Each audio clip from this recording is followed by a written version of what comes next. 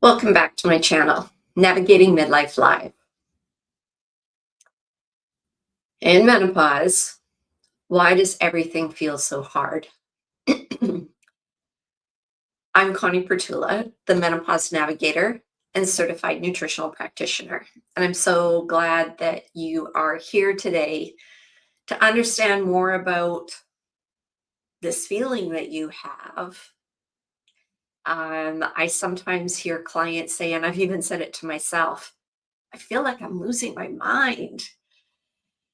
Or why am I so emotional? Or why are these things getting to me so easily? First of all, I want to tell you that you're not losing your mind. Um, I don't want to dismiss this, but there's nothing wrong with you, although there are things that are changing. But the good news is there are things that you can do to change this, to make the situation better. Before I go any further, I do want to ask, please like and subscribe. This allows me to get my knowledge and all the tips that I share out to more women. And this is an area that I'm extremely passionate about because women do not have to suffer through the various stages of menopause. There is ways to make this time far more manageable and, dare I say, enjoyable. So please like and subscribe because that does help get my message out to more women. All right. So in this session, I'm going to talk about the things that are happening, and it does involve our three main sex hormones: estrogen, progesterone, and testosterone. I'm going to talk about the things that can affect why you're feeling the way you're feeling with respect to those hormones, some potential solutions, and I guess just even some personal experiences that I've had. So let's get started. So as I mentioned, this does involve the three main sex hormones. So let's talk about estrogen first. And how does estrogen and the changes in estrogen as we start to go through perimenopause and then, of course, menopause and postmenopause, how does estrogen start to affect how we're handling things during the day or how we're reacting to things? How does it affect overall our brain, our nervous system? So, estrogen, of course, helps to modulate um, dopamine and serotonin. So, of course, both of those have an effect on how we're going to react or how we're going to handle certain things that are coming at us. And so it's not your imagination that at one point you were feeling that you could handle the stress or you could handle, sudden challenges or changes that you were being faced with, and then all of a sudden it seemed like you can't. And you may hear people say things to you like, you seem so fragile, or you're overly emotional these days. And unfortunately, that just adds further stress to what we're feeling. So no, you're not imagining these things. These things are real because these things are definitely having an effect. That change in estrogen is having an effect on how you're reacting to things.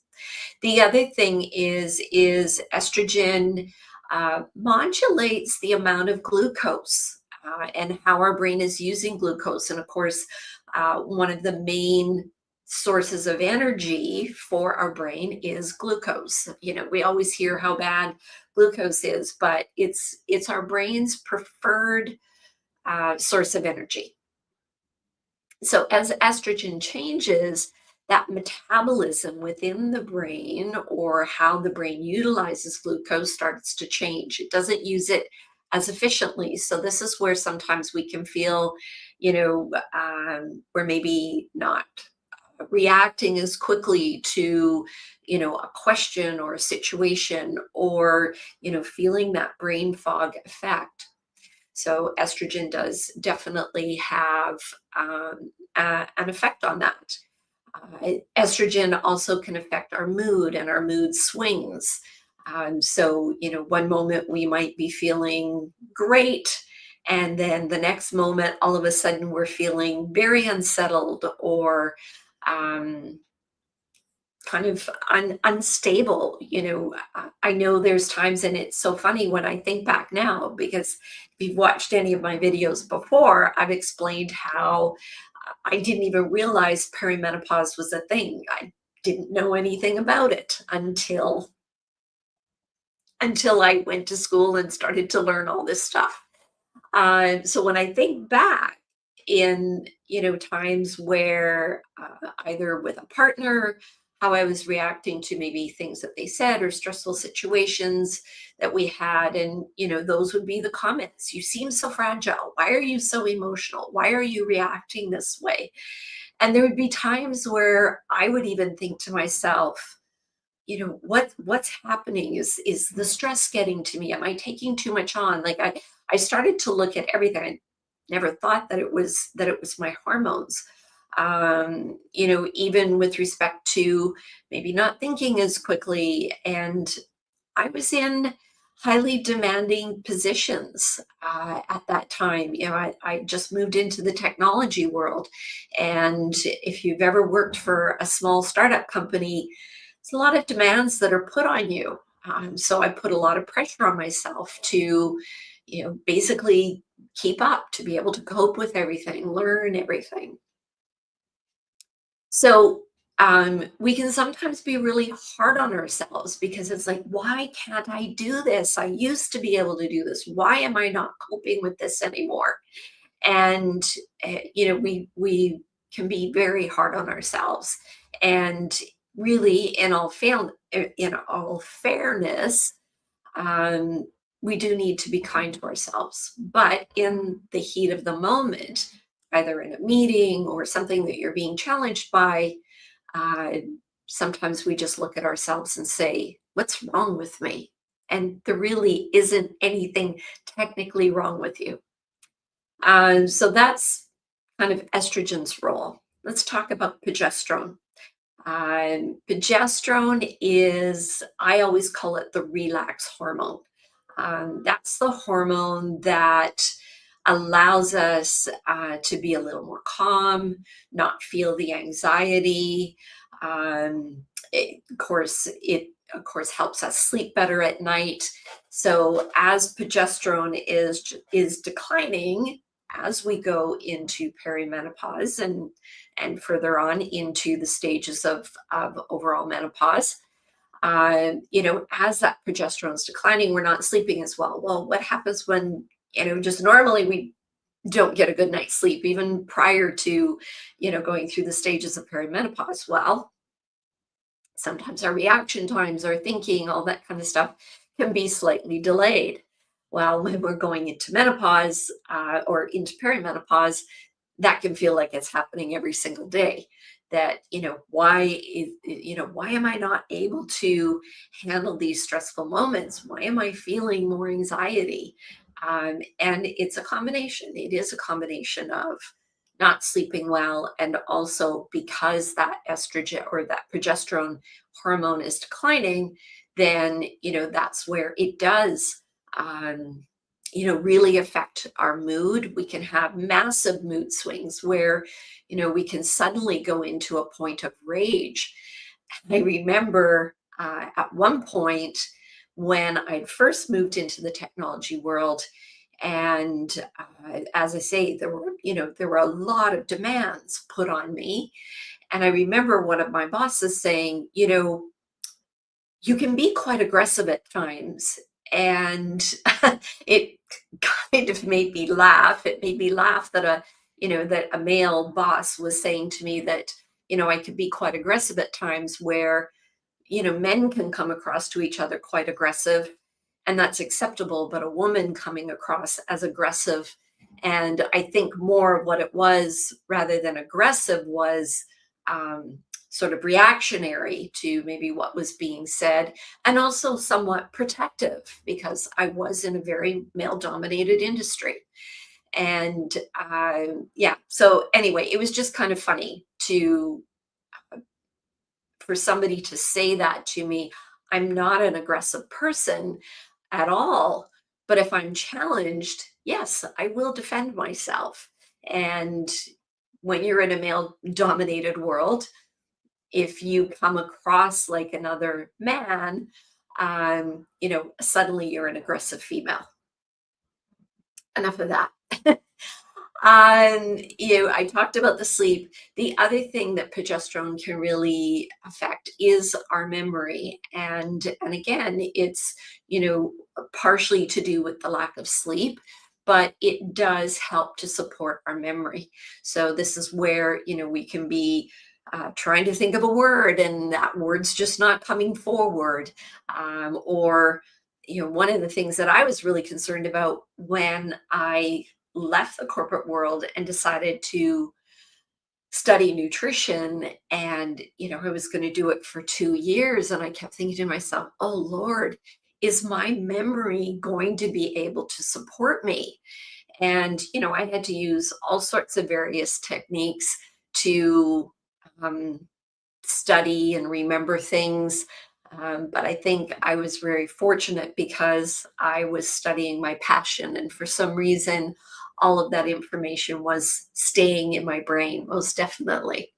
Another thing that progesterone helps to regulate is GABA. So GABA, and it of course is a much longer word, and I always get very tongue-tied with those really long words. So I'm just going to use the word GABA. But GABA, of course, again, is something that can help to reduce anxiety. It can help us keep more calm. So when the progesterone starts to change and it's not regulating GABA and supporting GABA in the same way, this is why we can feel that additional anxiety, and feel those massive mood swings far more.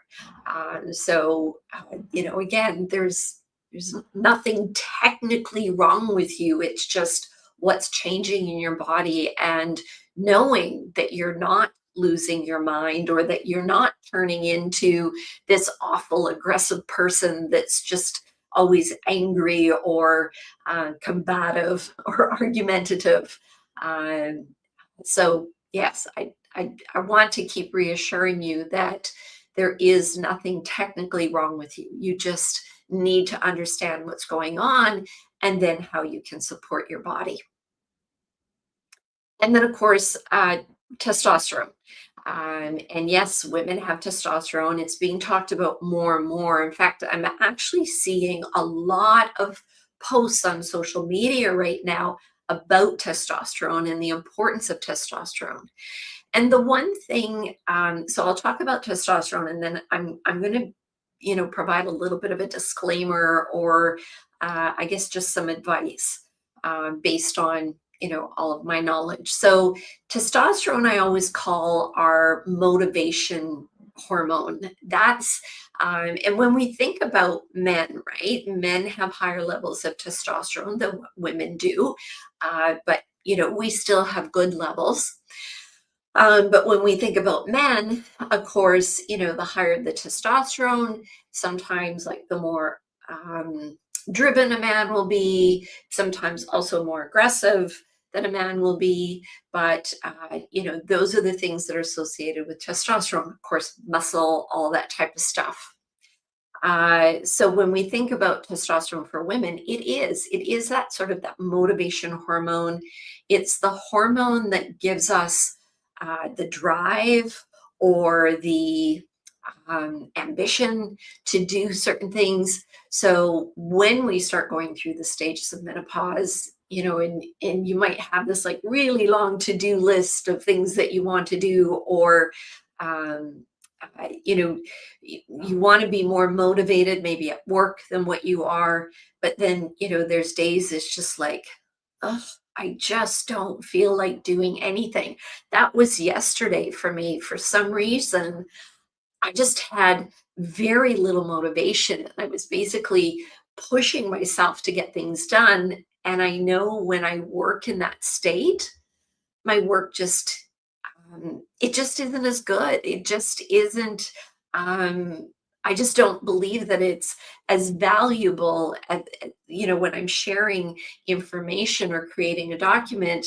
My brain's just not working in the same way. So yeah, yesterday that was my day, and it was I just finally at one point late in the afternoon, I just said, you know what, that's it. Like, I'm just going to call it a day.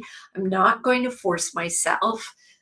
Now, I do have that luxury as a solopreneur that I can schedule my days the way that I want. But I just basically said, you know what? I'm not going to push myself. My body's not motivated. My mind's not motivated. Calling it a day. And, it was one of those days, like at the end of the day when I went to bed, it was just one of those days that I said to myself, tomorrow's another day. You know, thank you for today, but tomorrow's another day. And sometimes that's what we have to say, and not beat ourselves up because we didn't accomplish everything on the to do list, or not beat ourselves up because we didn't perform at the level that the expectations that we put on ourselves for that day. Testosterone is another one that helps to regulate the dopamine and serotonin uh, uptake within our brain as well too.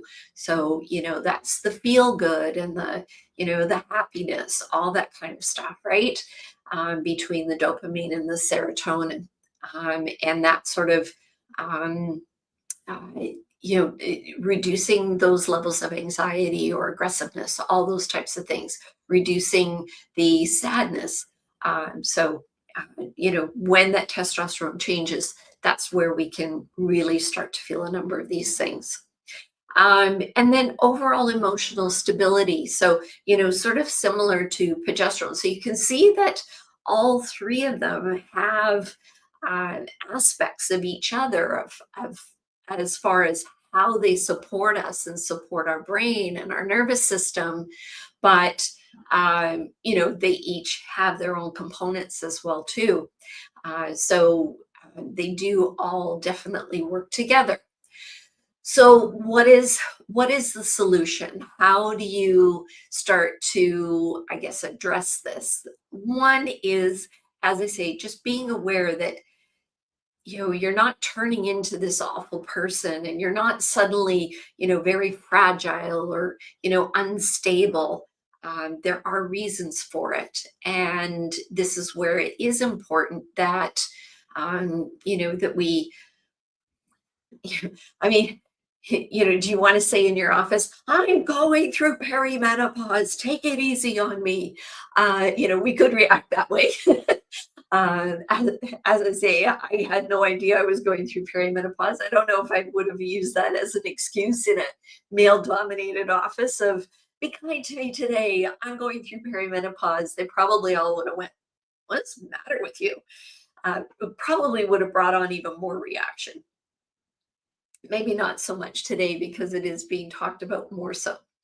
But it is one of those things that, again, you have to you're allowed to give yourself kindness. You're allowed to be easy on yourself and say, you know, tomorrow's another day. I will get to it.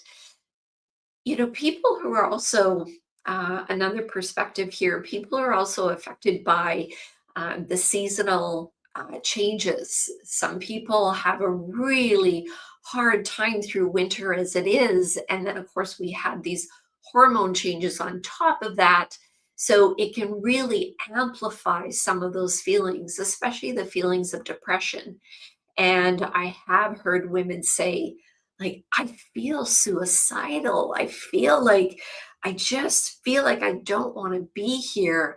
And that can be a really scary feeling of having those really dark feelings and not knowing what's going on with you. And this is where it can also be very difficult when a woman goes to see her doctor or, um, a health practitioner, that, sometimes they're just dismissed.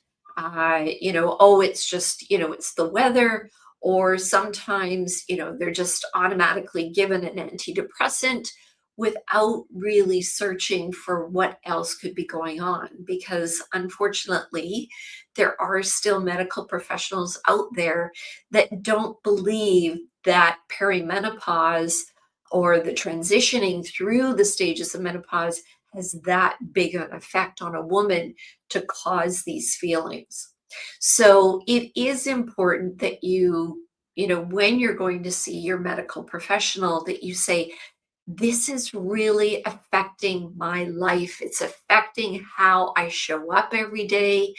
And, whether you have a family, how it might be affecting your family unit. So it is important to say, please, please help me. Please, can we do some additional testing? Can help me understand. Or if you need to refer me to somebody. But this is where I also hear that a lot of women are waiting months. In fact, up to a year to actually get referred to somebody else to get assistance. So this is why I do these videos, because I want to provide that additional support so that there are ways for you to support yourself in the interim. And of course, as always, I'm here as a certified nutritional practitioner to help women through the various stages of menopause as well too. So there are things that you can do to, from a nutritional standpoint, to change your body. Is it the be all and end all? Is it going to solve everything? I don't know. Potentially, it could solve a lot of things, but every woman is a little bit different. But I will say, with the changes, that's always where I start with my clients, and my clients do notice changes very quickly as to how they're feeling, how they're handling things.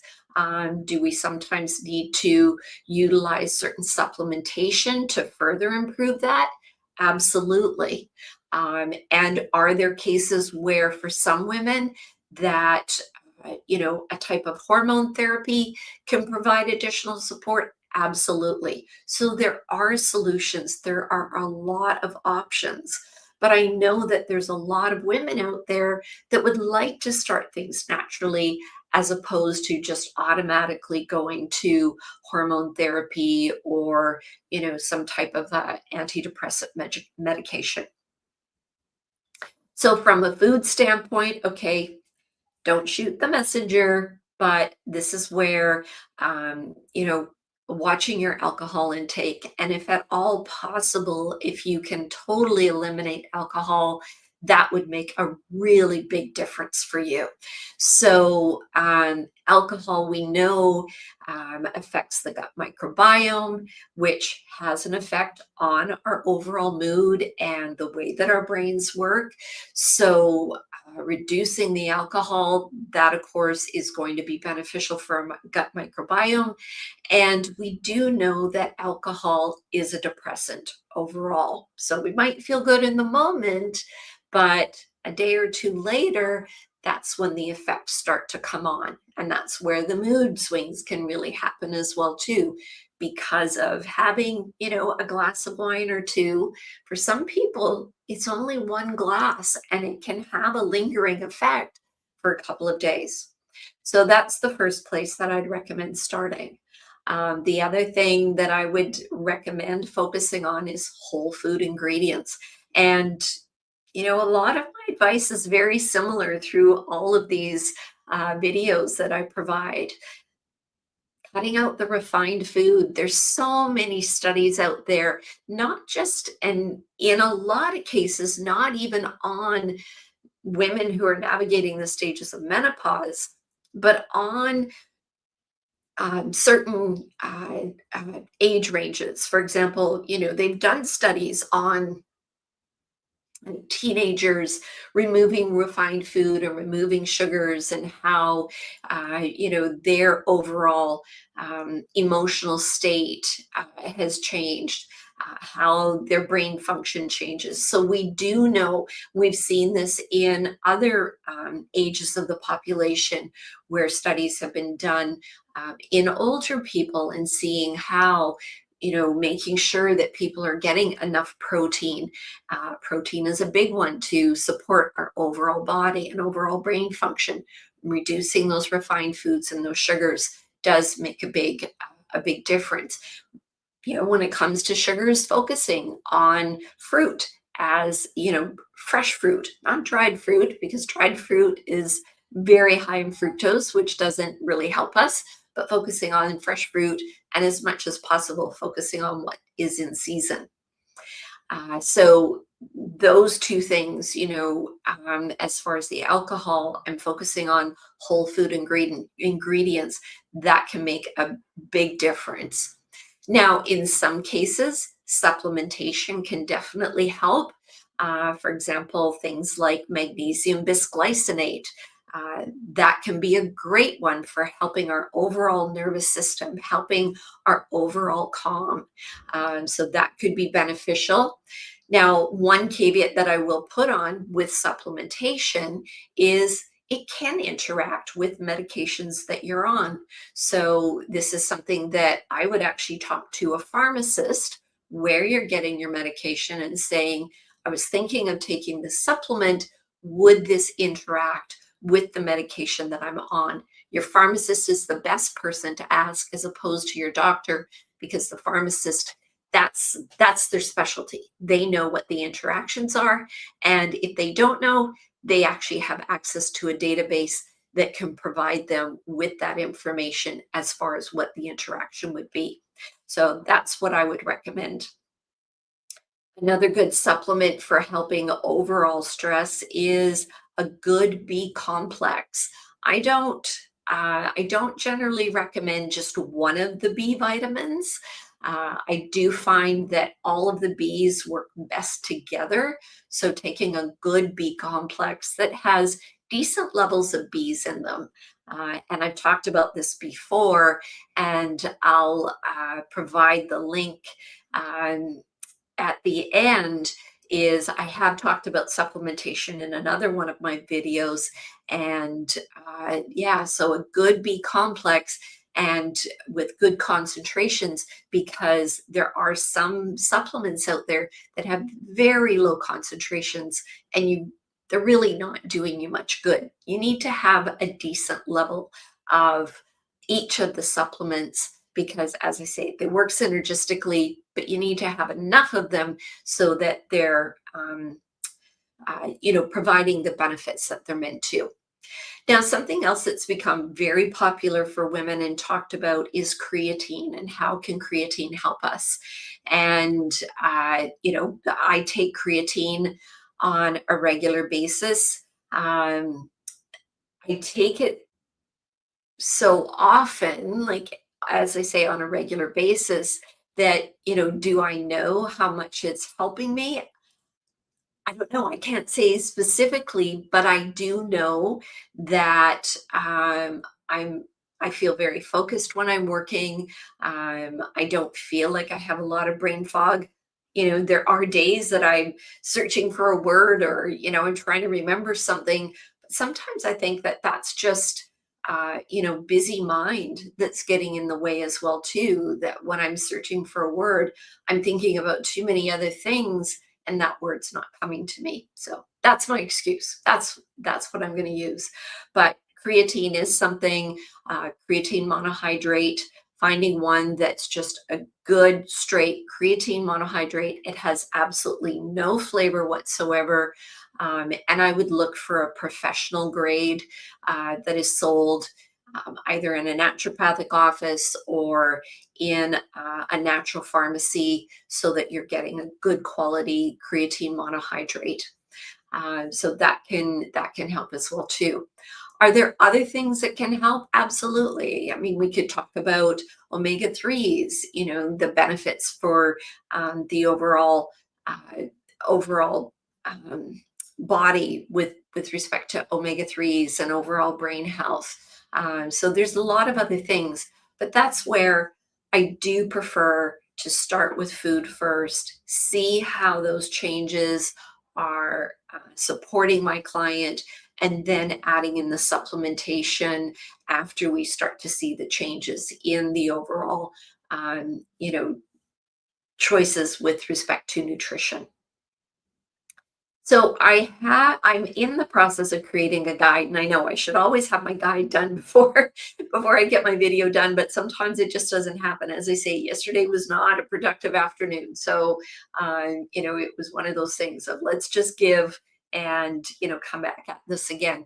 So I am creating a guide. I will have that in the description down below, where you can download the guide to um, you know get further context around foods that will support your overall brain function, your overall mood, your overall, I guess, sort of feeling of calmness, those types of things. So that will be available to you. I think that that was all I wanted to share about this. But as I say, the biggest thing is that be kind to yourself. And if people are saying things to you as far as you seem fragile or you seem unstable, that's where you're allowed to say, yeah, I'm dealing with some challenges and I'm working through it. But I would appreciate your support as opposed to your comments that I'm unstable. That's a little unfair. And so we're allowed to have those boundaries. And as I say, menopause is talked about more so in the office these days. And that's where you can say that, what, I'm navigating the stages of menopause and I'm trying to figure out, what's best for my body through all of this. And I'm, working at showing up the best that I can every day. So I'd really appreciate your support while I figure out what exactly is happening and what exactly is changing in my body and what I need to do for myself. Thank you very much for joining me. I hope you found this helpful, and I hope you find the guide helpful. As always, I'm always open to suggestions as to things that you might find beneficial for topics that you would like me to cover. I'm always open to suggestions with respect to that. So please, post it down below or send me a message directly that, you'd like to see this particular topic covered. I'm happy to do that. And I'll just pop up my banner here as well too. If you are feeling you're just feeling kind of lost and you're not sure what's going on with you, you're not sure what would work for you, where to turn, or maybe you're just feeling unheard by your medical professional, I offer a 30-minute chat. 30-minute chat. I'd love to hear what you're going through. I can provide suggestions and see if potentially I can help you, or who might be able to help you depending on exactly what you're experiencing. So please reach out to me, and I'd love to hear from you. So I'm not sure if I'm going to be doing a live next week. I am having a girls' weekend away this weekend, and we will be coming back on Tuesday. And I'm not sure whether things are going to work out for me to be available to do my live. I might pre-record a session. That's going to depend on how the week goes. So if you suddenly don't see me here next week, it just means that, yeah, I'm in transit and I haven't made it home, or I just haven't had a chance to pre-record an episode. Thank you very much for joining me, and I hope you have a great rest of the week, and I look forward to seeing you again soon. Have a great day.